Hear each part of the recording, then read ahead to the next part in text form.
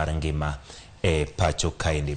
Ka wadhi nyime wadhi nyaka mago matimore weche mag doho ni doho mar weche tich kod jotich kata Labour Court oyango ni midhiero mar dhungruok mar buche osebedo hinga e chenro mar yudo ratiro mapiyo. Yangore ni kachop dwe mar adek higani buche ma kwan gi romo 10,162 pod ne nie doho e pacho ka mangima kae buchego 785 gin mago mabende koro ne ok otim e yo makare.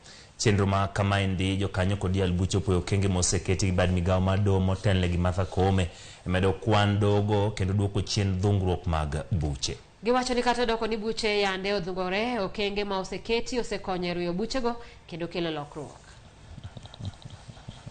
The court has achieved a case clearance rate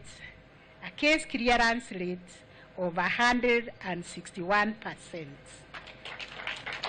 A feat that underlines the ERC's active commitment to reduce the backlog of cases and deliver swift justice.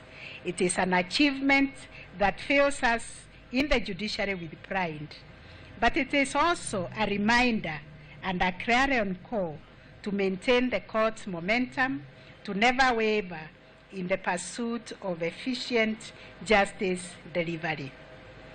In a tireless effort to increase access to justice, we have extended the reach of the ERC across the breadth of our great nation. Today we have 10 court stations, 3 of which are regularly served by visiting judges, and additional 11 sub-registries have been opened across the country.